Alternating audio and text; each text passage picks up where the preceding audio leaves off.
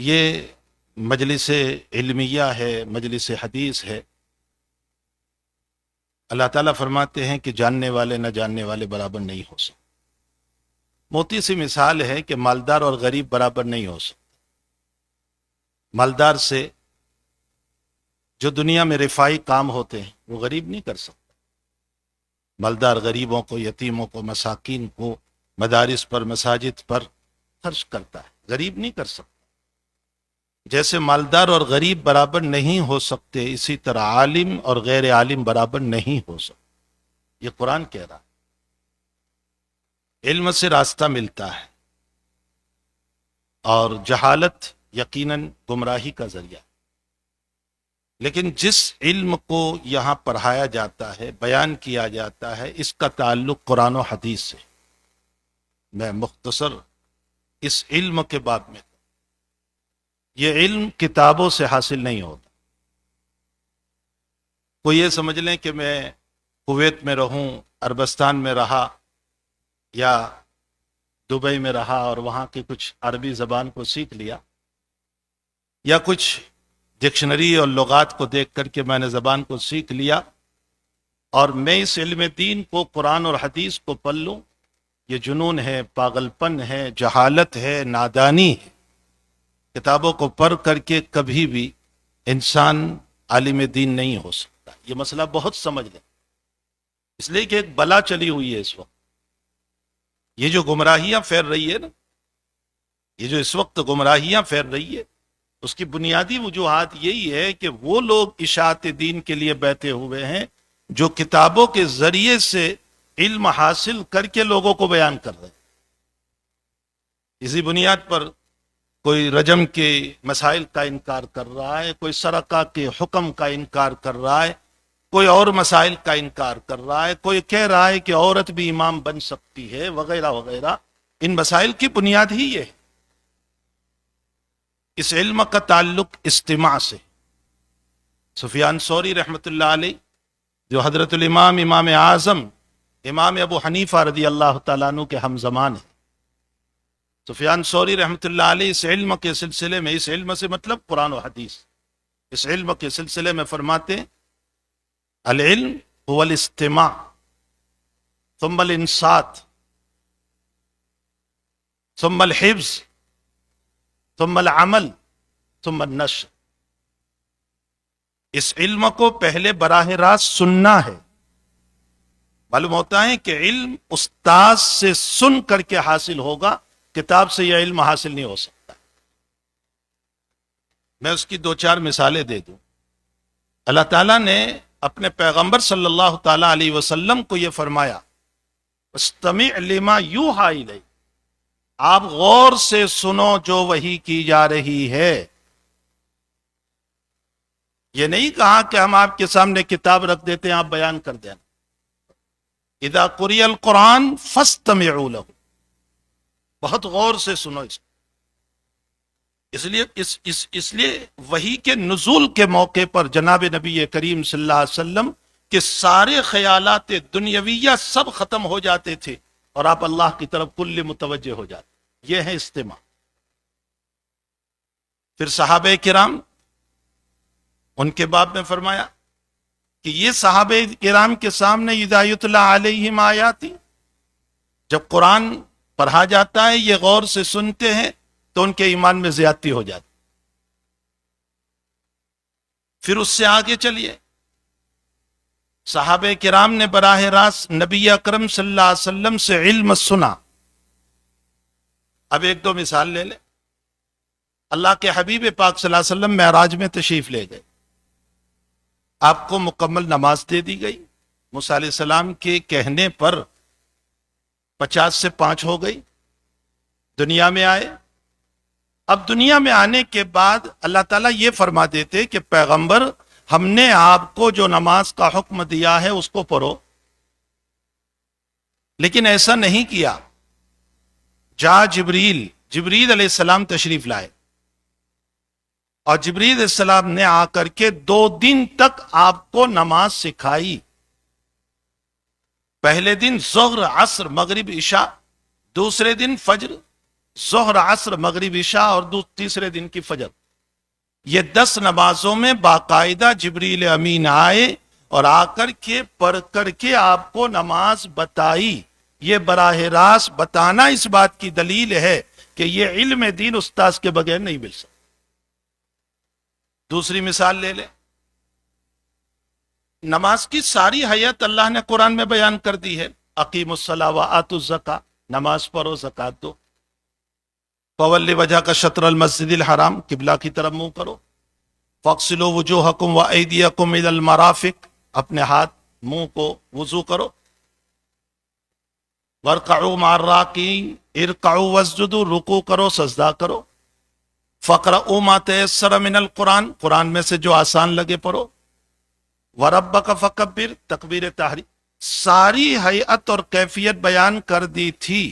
اب نبی کو صرف یوں ہی کہنا تھا نا، صلو کما انزل الاحکام فی القرآن، تم ایسے نماز پڑھو جیسے احکام اترے ہیں قرآن میں۔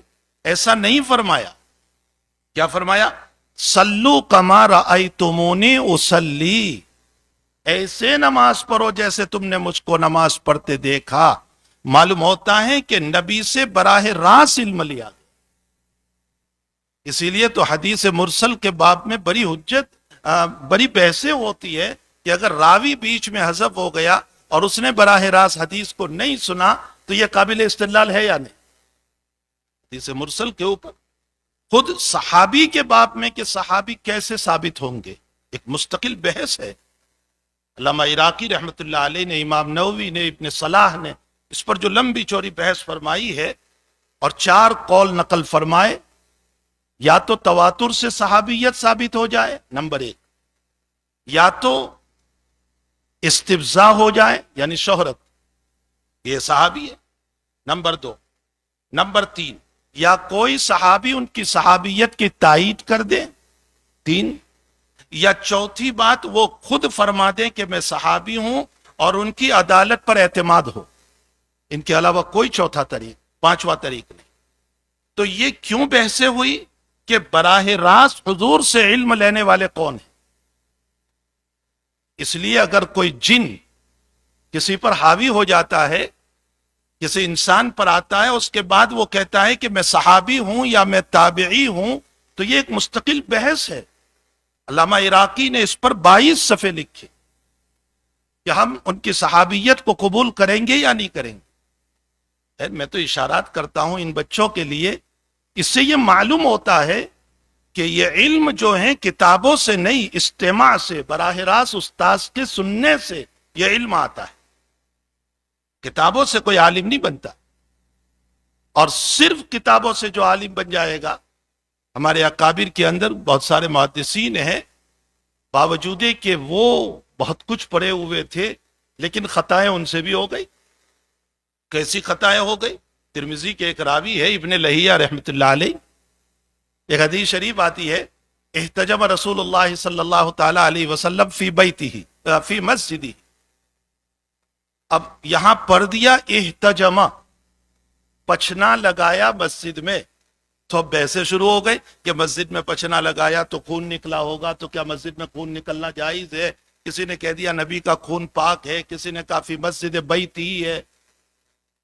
حقیقت یہ ہے کہ راوی کو سہو ہو گیا، احتجم نہیں ہے، احتجر رسول اللہ صلی اللہ علیہ وسلم، حجور نبی اکرم صلی اللہ علیہ وسلم نے حجرہ بنایا، کمرہ بنایا، وہ جو چٹائیوں کا بنایا جاتا تھا اعتکاف اور معتکفین کے لیے، احتجرہ ہے، لیکن ذرا سا لفظ بدل گیا، باوجود کہ محدث یزید بن ہارون کہتے ہیں، ابن زاہبی، علامہ زاہبی نے اس کو نقل کیا کہ یزید بن ہارون کہتے ہیں کہ میں نے ایک مرتبہ حدیث بیان کی، حدثنی بہ عدۃ، متعدد لوگوں نے مجھے یہ حدیث بیان کی، فقام رجل وقال، تو ایک آدمی مجمع میں کھڑا ہوا، طالب علم، اچھا خاصا پڑھا ہوا، حدیث کا پڑھا ہوا، وہ کھڑے ہو کر سوال کر رہا ہے، عدتم من ابن، عدتن کس کا بیٹا ہے؟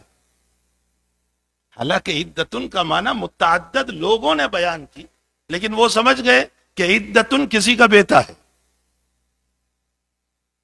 ذہبی نے ایک بات نقل کی ہے کہ ایک راوی نے جب روایت بیان کی، قال رسول اللہ صلی اللہ تعالی علیہ وسلم عن جبریل عن اللہ عز وجل،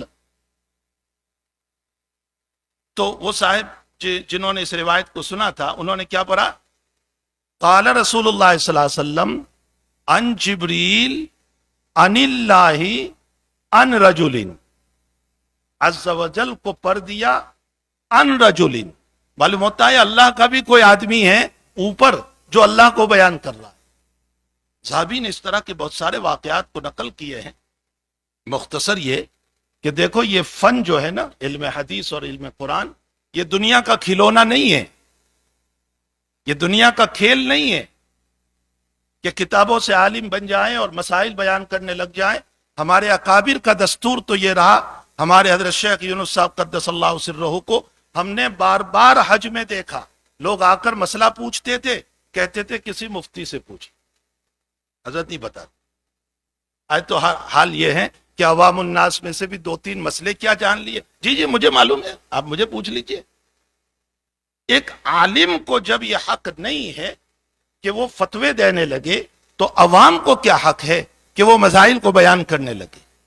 اس لیے اس علم دین کو کھلونا نہ بنائے، یہ بہت محترم بشان دین ہے، اور اگر اس کو کھلونا بناؤ گے تو نتیجہ یہ ہوگا کہ ضلالت، گمراہی، فتنے، فساد اور بدعات کے علاوہ کچھ نہیں ہوگا۔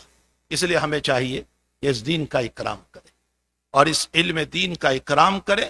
اور آخری بات، ماشاءاللہ اس پورے جو ہے یو کے میں ہو، یو ایس میں ہو، یہاں ہو، ہر جگہ پر ماشاءاللہ بچیوں کو پڑھانے کے بڑے شوق ہے، بہت اچھی بات ہے۔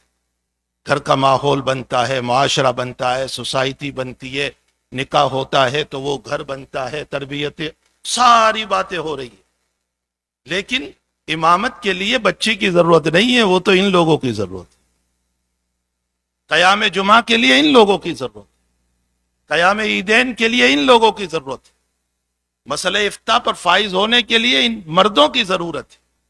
اس لیے میں آپ پورے مجمع سے گزارش کرتا ہوں کہ آپ اپنے لڑکوں کو، اپنے بچوں کو بھی، جہاں اپنی بیٹیوں کو، اپنی نور نظر کو، اپنے لخت جگر کو پڑھا رہے ہیں، بہت اچھی بات، وہیں پر اپنے بیٹوں کو بھی علم دین کی طرف راغب بنایا جائے، شوق دیا جائے۔ اور یہ جو ذہن میں بیٹھا ہوا ہے سیلری کم ہے، سیلری کم ہے، سیلری کم ہے، کیا کریں گے زندگی، یقیناً ہے، اس میں کوئی دو رائے نہیں ہو سکتی ہے۔ اللہ تعالیٰ توفیق دے منتظمین کو، ہر جگہ کے منتظمین کو وہ علم کی قدر کر کے اہل علم کو خدمت کرے۔ ایک بڑا المیہ یہ بھی ہو چکا ہے کہ پوری دنیا کا یہ حال ہو چکا ہے، یہ تو ایمپلائی ہے، اللہ معاف فرمائے، ایمپلائی دین کا خادم نہیں ہو سکتا۔ ایمپلائی کا معنی ہوتا ہے میری دکان میں کام کرنے والا، ایمپلائی نہیں، یہ خادم ہے۔ اللہ تعالی ہمیں اہل علم، اہل دین اور دین کے خدام کی خدمت کی توفیق عطا فرمائے۔ لیکن ان بچوں سے میں کہوں گا کہ ذہن سے یہ نکال دے کہ سیلری کا مسئلہ اللہ کی خدمت کے واسطے پڑھیں، تاکہ ہم دین کی خدمت کریں گے انشاءاللہ تعالی۔ اللہ کے دین کی خدمت کے نتیجے میں رب کریم ضرور ہمارا اکرام کرائے گا۔ یہ چند باتیں اس وقت ذہن میں تھی جو میں نے عرض کر دی۔ اللہ تعالیٰ مجھے بھی توفیق دے، آپ سب کو بھی توفیق دے۔